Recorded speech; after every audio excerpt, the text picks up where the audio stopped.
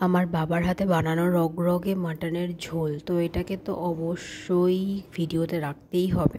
তো অ্যাকচুয়ালি এটা মানে অতটাও পাতলা ঝোল নয়, ঠিকঠাক মানে একটা গ্রেভি টাইপের হয়েছিল। তো এটা হয়েছিল কেন, কারণ আজকে আমার দাদার মানে আমার পিসতুতো দাদার আজকে আইবুড়ো ভাত। তো সেটারই প্রিপারেশন চলছে সকাল থেকে। তো এটা অনেক দিন আগেই শ্যুট করেছিলাম, কিন্তু আমার মানে ভিডিওটা করা হয়নি, এডিট করা হয়নি। তো এই যে এখানে আছে গরম গরম মাছ ভাজা, যেটা আমি খেতে ভীষণ ভালোবাসি। আর ওকে তো 5 রকম ভাজার সাথে মাছ ভাজাটা একটা ভাজা দেওয়াই হবে।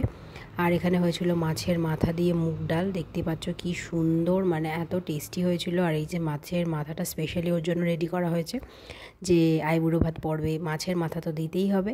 তো এখানে বাটি বাটি করে আমি সব কিছু বেড়ে নিয়েছি, আমার দাদারটা আর ওরটাও বেড়ে নিয়েছি। তো এখানে এই যে দাদা বসে পড়েছে, দেখো সামনে সুন্দর করে সাজিয়ে দিয়েছি, খুব ভালো লাগছিলো। আর বাসে ওকেও দিয়েছি, ওকেও সুন্দর করে সাজিয়ে দিয়েছি। ও বলছিল আমার তো আইবুড়ো ভাত নয়।